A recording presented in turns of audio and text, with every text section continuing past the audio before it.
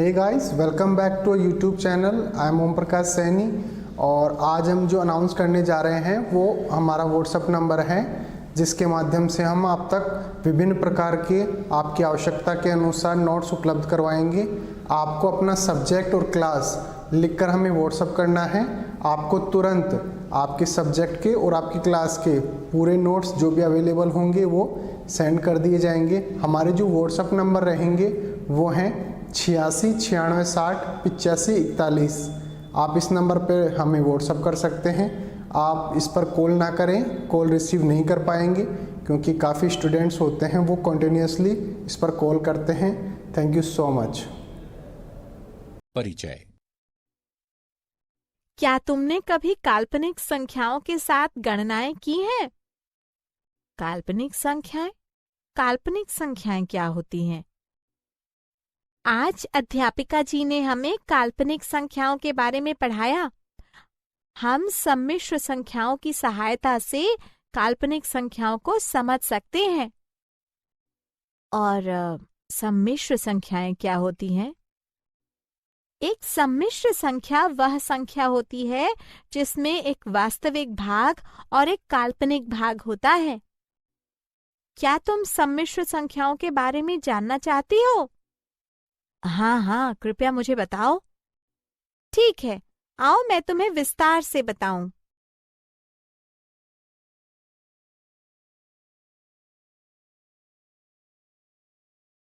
उद्देश्य।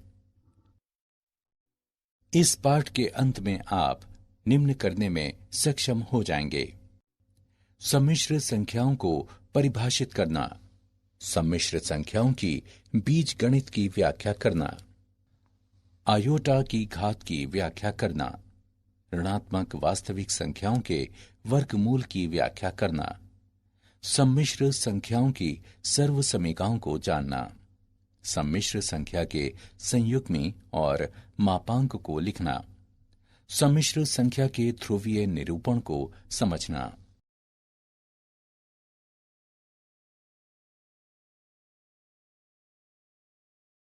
सम्मिश्र संख्याएं। कोई सम्मिश्र संख्या निम्न का एक संयोजन होती है: एक वास्तविक संख्या और एक काल्पनिक संख्या। वास्तविक संख्याएं ही होती हैं, जैसे 1 12.38 घटा 0.54 3/4 2 का वर्गमूल। काल्पनिक संख्याएं विशिष्ट होती हैं क्योंकि जब उन्हें वर्ग किया जाता है तो उनसे एक ऋणात्मक परिणाम प्राप्त होता है। एकांक काल्पनिक संख्या 1 है, अर्थात आयोटा जो ऋण 1 का वर्गमूल होती है। a जमा b आयोटा एक सम्मिश्र संख्या है, वास्तविक संख्या और काल्पनिक संख्या का संयोजन।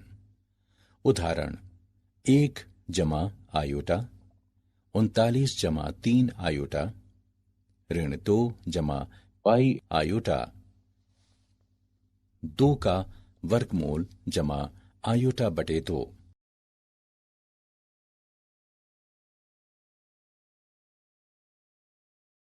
सम्मिश्र संख्याओं की बीजगणित यानी जोड़।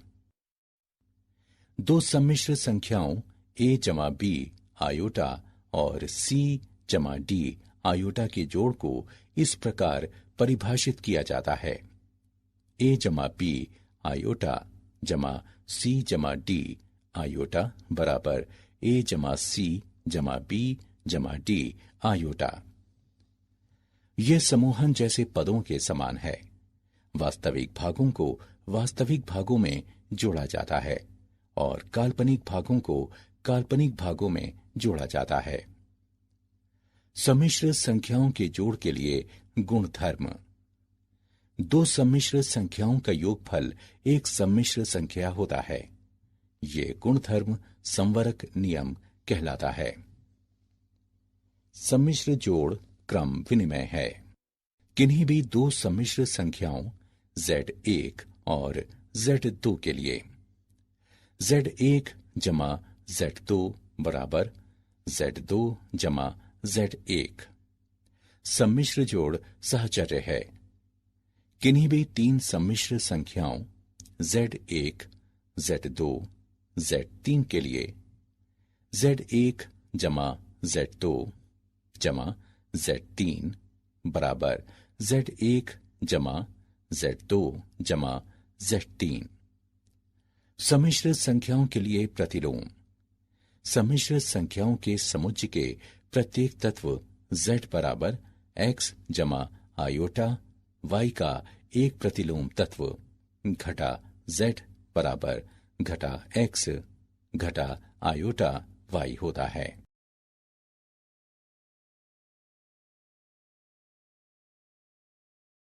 सम्मिश्र संख्याओं की बीजगणित यानी अंतर। दो सम्मिश्र संख्याओं Z1 और Z2 का अंतर है Z1 घटा Z2 बराबर Z1 जमा Z2। उदाहरण के लिए 4 जमा 2 आयोटा घटा 7 घटा आयोटा बराबर 4 जमा 2 आयोटा जमा घटा 7 जमा आयोटा बराबर घटा 3 जमा 3 आयोटा। इसी प्रकार 6 घटा आयोटा घटा 4 जमा 2 आयोटा बराबर 6 घटा आयोटा जमा घटा 4 घटा 2 आयोटा बराबर 2 घटा 3 आयोटा।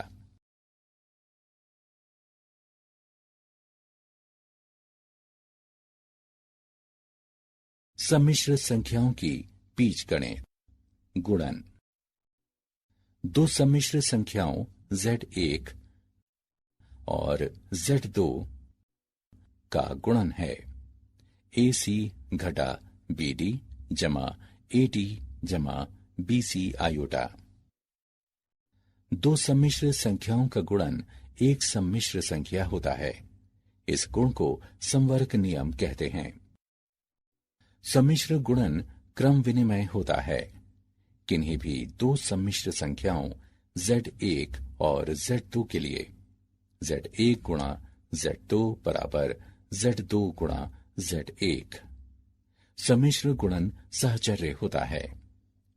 किन्हीं भी तीन सम्मिश्र संख्याओं Z1, Z2, Z3 के लिए Z1 गुणा Z2 गुणा Z3 बराबर Z1 गुणा Z2 गुणा Z3। सम्मिश्र गुणन के लिए प्रतिलोम।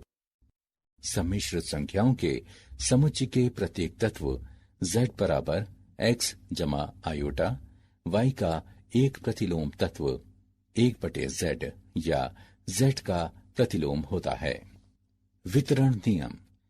किन्हीं भी तीन सम्मिश्र संख्याओं Z1, Z2, Z3 के लिए Z1 गुणा Z2 जमा Z3 बराबर Z1 गुणा Z2 जमा Z1 गुणा Z3।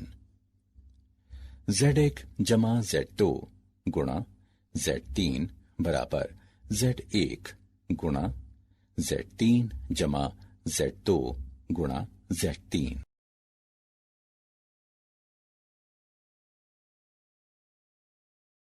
सम्मिश्र संख्याओं की बीजगणित। दो सम्मिश्र संख्याओं Z1 और Z2 के भाग को Z1/Z2 के रूप में परिभाषित किया जाता है, जहां Z2 शून्य के बराबर नहीं है। Z1/Z2 बराबर Z1 गुणा 1/Z2। मान लें कि हम सम्मिश्र संख्या 4 जमा 7 आयोटा बटे 1 घटा 3 आयोटा को भाग करना चाहते हैं, तो 4 जमा 7 आयोटा बटे 1 घटा 3 आयोटा। हम इस भिन्न का मान नहीं बदलेंगे। यदि हम अंश और हर दोनों को एक ही मान से गुणा करें, हम हर के संयुग्मी से गुणा करते हैं जो 1 जमा 3 आयोटा है और फिर उसे सरल करते हैं। 4 जमा 7 आयोटा गुणा 1 जमा 3 आयोटा बटे 1 घटा 3 आयोटा गुणा 1 जमा 3 आयोटा बराबर 4 जमा 12 आयोटा जमा 7 आयोटा जमा 21 आयोटा वर्ग बटे 1 जमा 3 आयोटा घटा 3 आयोटा घटा 9 आयोटा वर्ग। इसे हल करने पर हम प्राप्त करते हैं घटा 1.7 जमा 1.9 आयोटा।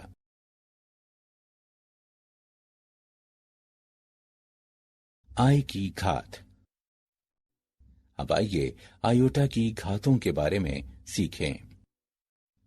आई की घात 0 बराबर 1, आई की घात 1 बराबर आई की घात 2 बराबर घटा 1, आयोटा की घात 3 को आयोटा वर्ग गुणा आयोटा भी लिखा जा सकता है। हम जानते हैं कि आयोटा वर्ग घटा 1 होता है। हमें प्राप्त होता है घटा आयोटा। इसी प्रकार आयोटा की घात 4 बराबर आयोटा वर्ग का वर्ग बराबर घटा 1 वर्ग बराबर 1, आयोटा की घात 5 बराबर आयोटा वर्ग का वर्ग गुणा आयोटा बराबर घटा 1 वर्ग गुणा आयोटा बराबर आयोटा। तालिका को देखें। हम देख सकते हैं कि आयोटा की घात 4m बराबर 1, आयोटा की घात 4m जमा 1 बराबर आयोटा, आयोटा की घात 4m जमा 2 बराबर घटा 1, आयोटा की घात 4m जमा 3 बराबर घटा आयोटा, जहां m बराबर 0, 1, 2, 3 और इसी प्रकार आगे तक।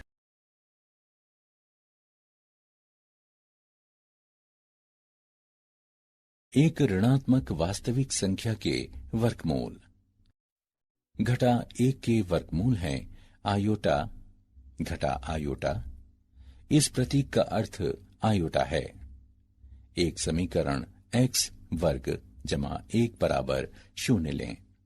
हम देख सकते हैं कि इसके हल आयोटा और घटा आयोटा हैं। सामान्यतः एक धन वास्तविक संख्या a के लिए घटा a का वर्गमूल बराबर a का वर्गमूल गुणा घटा 1 का वर्गमूल बराबर a का वर्गमूल गुणा आयोटा।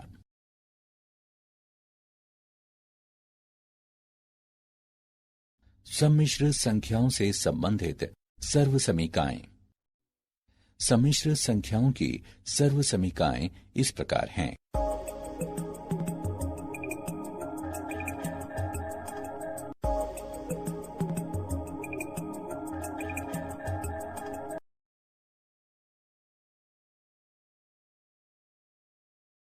एक सम्मिश्र संख्या का मापांक और संयुग्मी।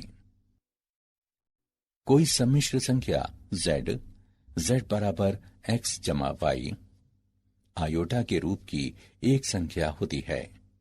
इसका संयुग्मी z बार जिस रूप की एक संख्या होती है वो है z बार बराबर x घटा y आयोटा। एक सम्मिश्र संख्या का मापांक।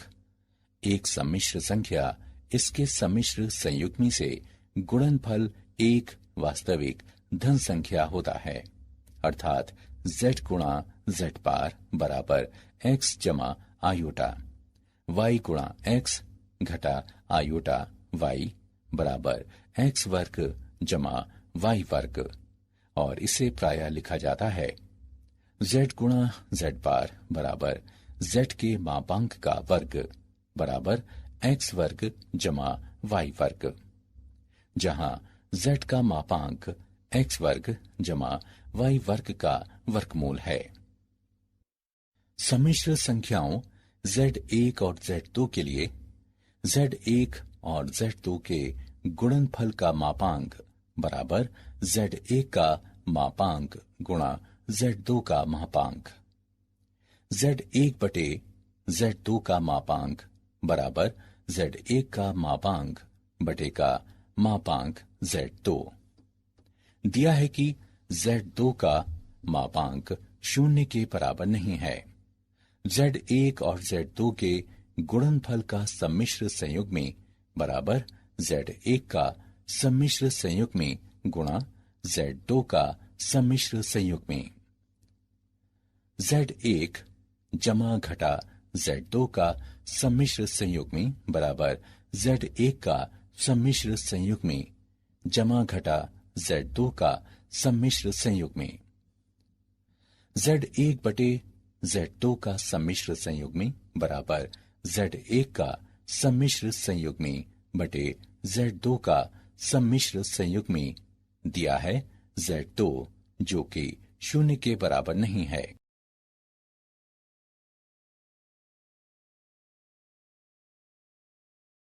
एक सम्मिश्र संख्या का ध्रुवीय निरूपण। किसी सम्मिश्र संख्या को दृश्य रूप में इस आरेख पर एक सदिश की रचना करती हुई संख्याओं a b के एक युग्म के रूप में निरूपित किया जा सकता है, जिसे आगंड आरेख कहते हैं, जो एक सम्मिश्र समतल को प्रदर्शित करता है। RE वास्तविक अक्ष है, LM काल्पनिक अक्ष है और आयोटा काल्पनिक इकाई है, जो आयोटा वर्ग बराबर घटा 1 को संतुष्ट करती है। ध्रुवीय निरूपण में एक सम्मिश्र संख्या Z को दो मानदंडों R और थीटा में निरूपित किया जाता है। मानदंड R सम्मिश्र संख्या का मापांक होता है और मानदंड थीटा x अक्ष की धनात्मक दिशा के साथ कोण है। एक सम्मिश्र संख्या का ध्रुवीय रूप है Z बराबर R गुणा cos थीटा जमा आयोटा साइन थीटा। सम्मिश्र संख्याओं की गुणा व भाग करने में ये निरूपण बहुत उपयोगी है।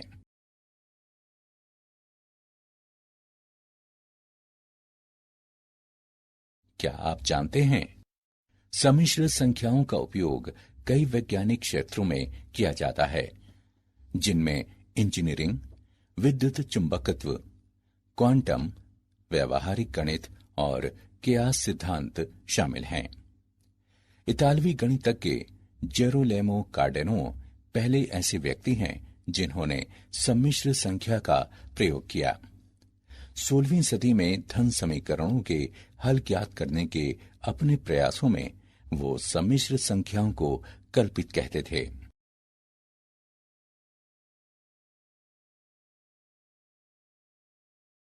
सारांश। आइए हमने जो कुछ सीखा है उसे संक्षेप में दोहराएं।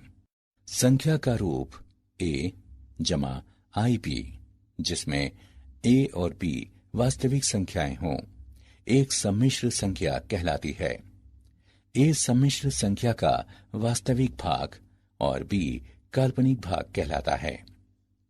मान लें Z1 बराबर a जमा IB और Z2 बराबर C जमा IB, तब समीकरण निम्न होगा।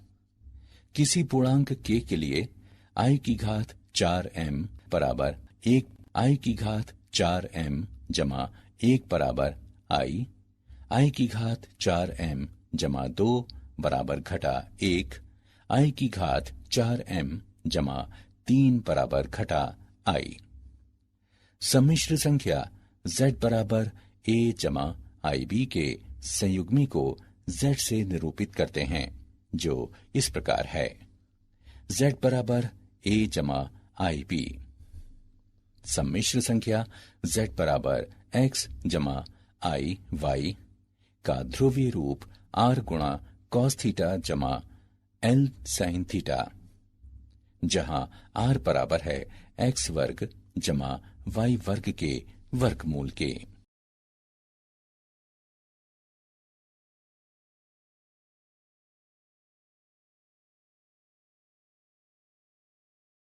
परिचय। क्या कोई मुझे बता सकता है कि बहुपद क्या होते हैं? कोई बहुपद ऐसे पदों से मिलकर बना होता है जिन्हें केवल जोड़ा, घटाया या गुणा किया जा सकता है। बहुत अच्छे। और एक कोटि वाले बहुपदों को हम क्या कहते हैं? रैखिक बहुपद। और दूसरी कोटि वाले बहुपद को क्या कहते हैं? द्विघातीय बहुपद। बिल्कुल ठीक। क्या आप जानते हैं कि x में कोई दूसरी कोटि का बहुपद x में एक द्विघातीय समीकरण भी कहलाता है? चलिए आज हम द्विघातीय समीकरणों के बारे में सीखेंगे। आइए शुरू करें।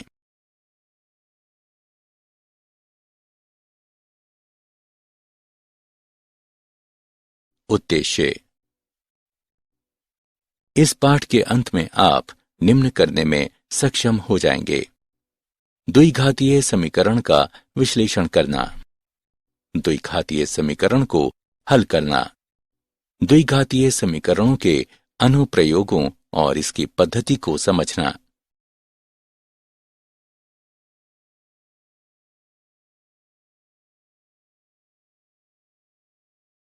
द्विघात समीकरण। द्विघातीय समीकरण क्या हैं? एक द्विघातीय समीकरण का मानक रूप कुछ इस प्रकार का दिखता है। ax वर्ग प्लस bx प्लस c बराबर 0। अक्षर a, b और c गुणांक है। उनके कोई भी मान हो सकते हैं, केवल a का मान 0 नहीं हो सकता। अक्षर x चर या अज्ञात है। आइए एक उदाहरण लें। 2x वर्ग प्लस 5x प्लस 3 बराबर 0। उपरोक्त समीकरण में a बराबर 2, b बराबर 5 और c बराबर 3 है।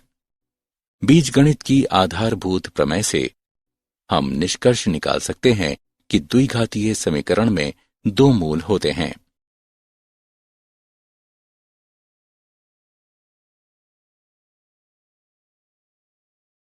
द्विघात समीकरण। द्विघातीय समीकरणों को किस प्रकार हल करते हैं? द्विघातीय समीकरण के लिए मूल ax वर्ग प्लस bx प्लस c बराबर 0 है। b वर्ग माइनस 4ac के मान को शब्द विविक्तिकर यानी d से निरूपित करते हैं। इसका अर्थ है d बराबर b वर्ग माइनस 4ac। 1 यदि d बराबर 0 तो द्विघातीय समीकरण का केवल एक वास्तविक मूल होता है। x बराबर माइनस b बटे 2a। 2 यदि d 0 से अधिक है तो द्विघातीय समीकरण के दो वास्तविक और भिन्न मूल होते हैं। x बराबर माइनस b प्लस माइनस वर्गमूल d बटे 2a। 3 यदि d छोटा है 0 से तो द्विघातीय समीकरण के दो अवास्तविक और सम्मिश्र मूल होते हैं। x बराबर minus b plus minus iota वर्गमूल माइनस d बटे 2a, जहां आयोटा काल्पनिक संख्या है।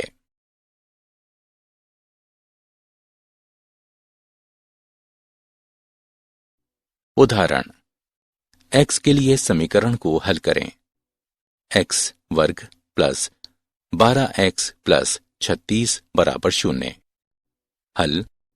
गुणांक है a बराबर 1, b बराबर 12, c बराबर 36, d बराबर b वर्ग माइनस 4ac, d बराबर 12 वर्ग माइनस 4 गुणा 1 गुणा 36 बराबर 0।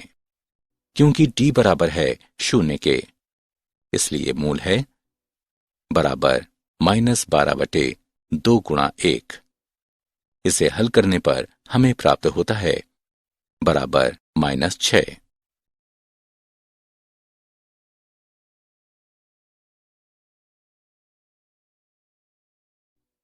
x के लिए समीकरण को हल करें। 5x वर्ग प्लस 6x प्लस 1 बराबर 0। हल। गुणांक हैं a बराबर 5, b बराबर 6, c बराबर 1, d बराबर b वर्ग माइनस 4ac, d बराबर 6 वर्ग माइनस 4 गुणा 5 गुणा 1 बराबर 16।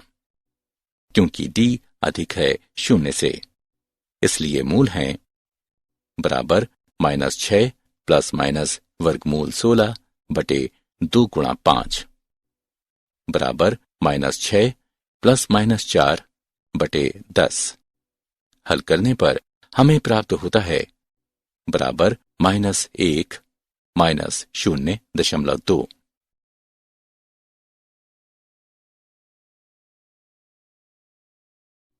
x के लिए समीकरण को हल करें। 5x वर्ग प्लस 2x प्लस 1 बराबर 0।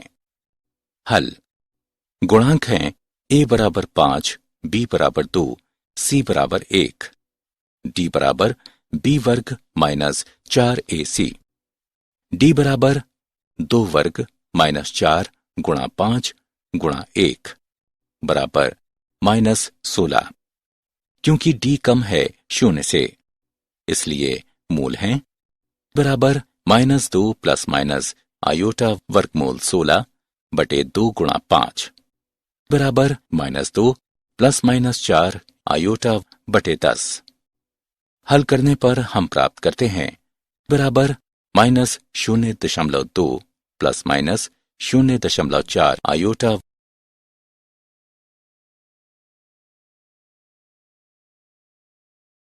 क्या आप जानते हैं भारतीय गणितज्ञ ब्रह्मगुप्त को प्रथम व्यक्ति माना जाता है जिन्होंने द्विघातीय सूत्र का आविष्कार किया। ये वही सूत्र हैं जिसका प्रयोग हम आज करते हैं। द्विघातीय समीकरणों ने न केवल उन कक्षाओं की व्याख्या की जिनमें ग्रह सूर्य के चारों ओर चक्कर लगाते हैं, बल्कि निकटता से उनका अवलोकन करने का एक तरीका भी विकसित किया।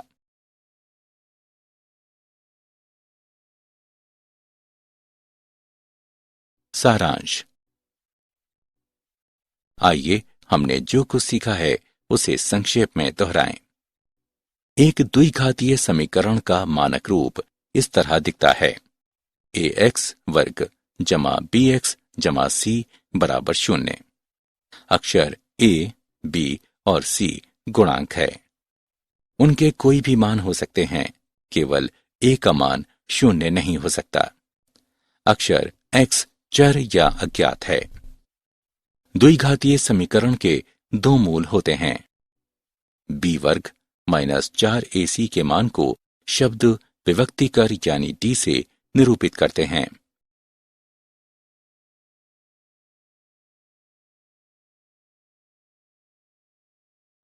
एक, यदि d बराबर 0, x बराबर -b बटे 2a। 2, यदि d 0 से अधिक है तो x बराबर -b प्लस माइनस वर्गमूल d बटे 2a। 3, यदि d छोटा है 0 से तो x बराबर -b प्लस माइनस आयोटा वर्गमूल -d बटे 2a।